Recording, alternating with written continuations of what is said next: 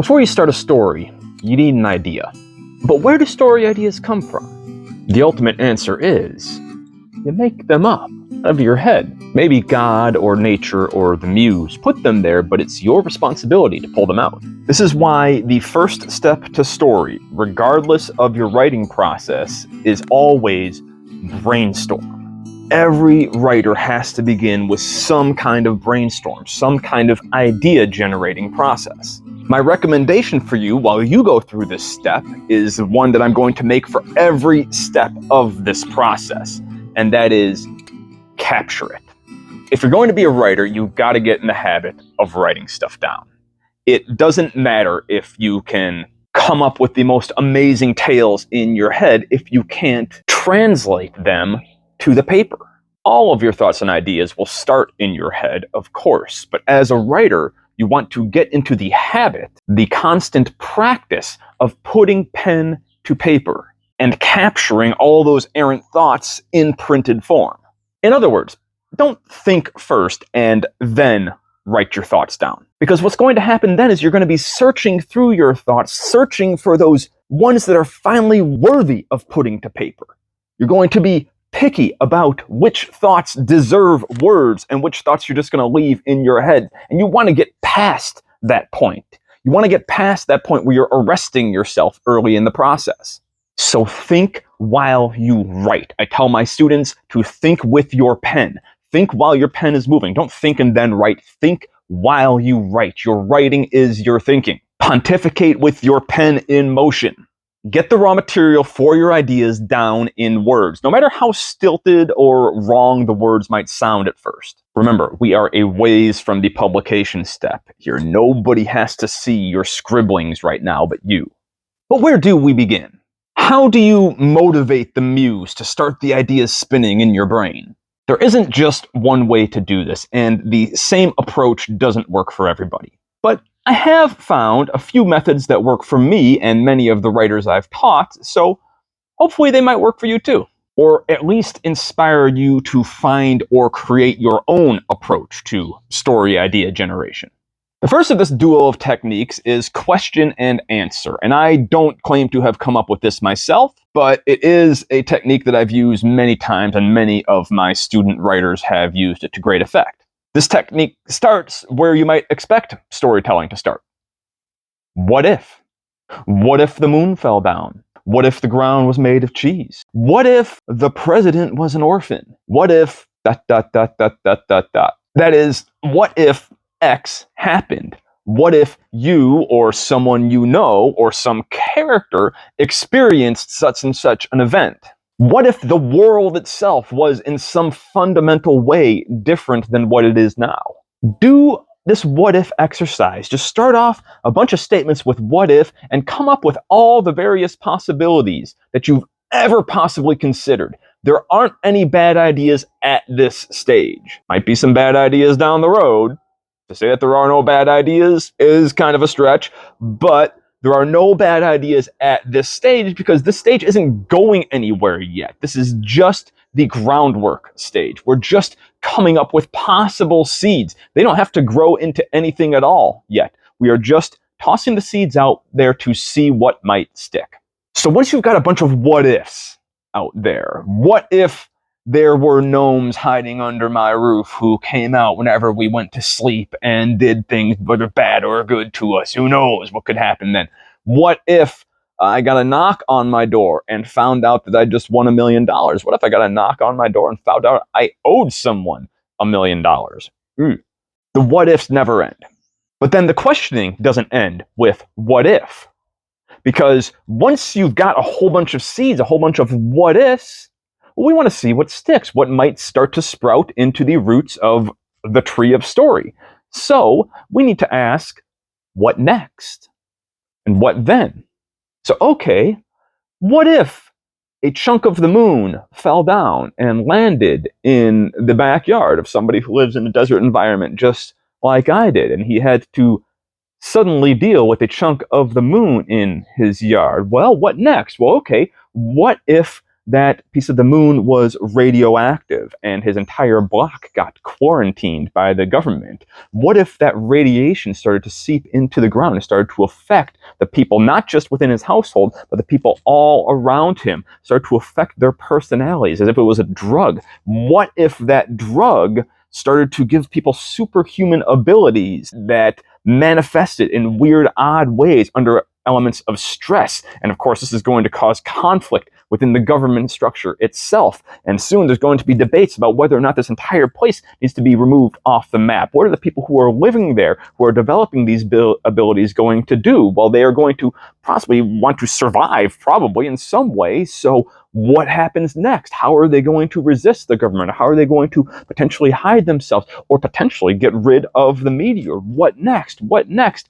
Write these things down.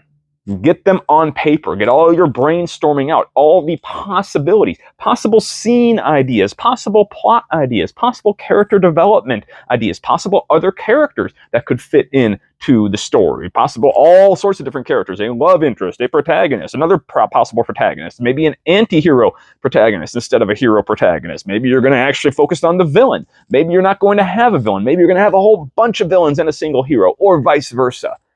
You never know what might work. So get all of it down there. Continually answering these questions of what next and what then, but what if that? Now, of course, the Q&A method is not the end-all be-all of story generation. It works for a lot of people and it works in a lot of situations, but it's not going to work for everyone all the time. Because even the best material isn't going to necessarily spark a story within someone's mind. And this leads us to my second major method. Sometimes, instead of trying to come up with hypothetical answers to hypothetical questions prior to writing, I'll come up with story material, my basic story material, through a deep dive into the problems of my own life. And this feeds into that second effective method for idea generation, which is, for me, imagining images of struggle. Coming up with a central story image, a central image of conflict.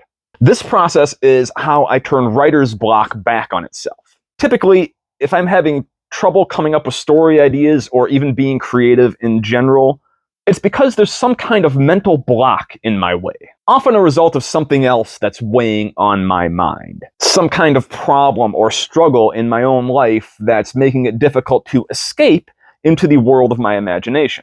My solution here, instead of trying to escape the problem, I turn it into the central image of a story idea. And I begin to construct my characters, my plot, and my story world around that central conflict image.